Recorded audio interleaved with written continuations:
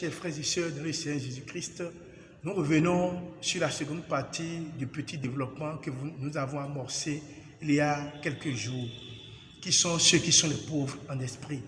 Et comme nous l'avons déjà dit, beaucoup de personnes se disent que, comme la Bible l'a dit, ceux qui sont pauvres sont ceux-là qui hériteront du royaume des cieux, alors qu'on a dit bien les pauvres en esprit. Comme nous l'avons dit, beaucoup de personnes aujourd'hui se disent, comme je suis pauvre, comme je ne trouve pas à manger, comme je suis le plus pauvre du quartier, comme je suis le plus pauvre de la ville, comme je suis le plus pauvre de la paroisse et comme je suis le plus pauvre de notre église, j'irai au paradis. C'est parce que nous avons mal lu les textes.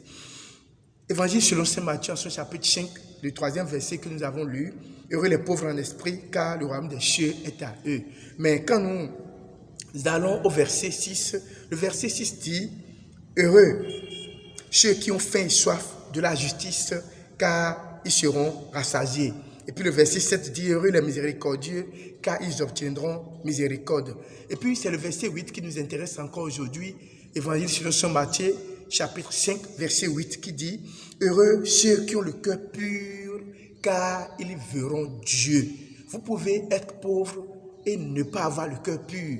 Vous pouvez marcher à pied, ne pas avoir même un vélo, ni une moto, ni une voiture et ne pas avoir le cœur pur.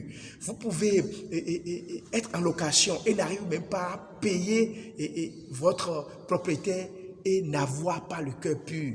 Donc c'est le cœur pur que l'Éternel Dieu nous demande. Parce que nous lisons bien Évangile selon saint Matthieu en son chapitre 5, dans le verset 8, « Heureux ceux qui ont le cœur pur, car ils verront Dieu. » Verra Dieu seulement celui qui a le cœur pur.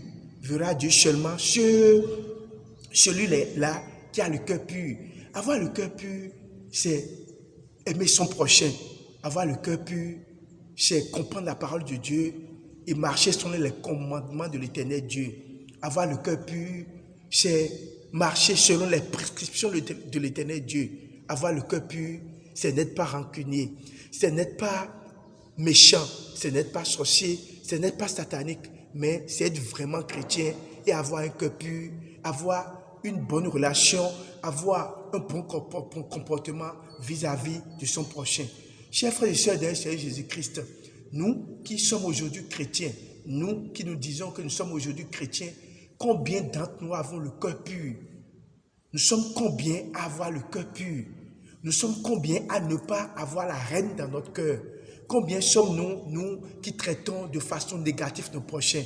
Que Dieu nous aide à avoir le cœur pur. Merci et que Dieu vous bénisse.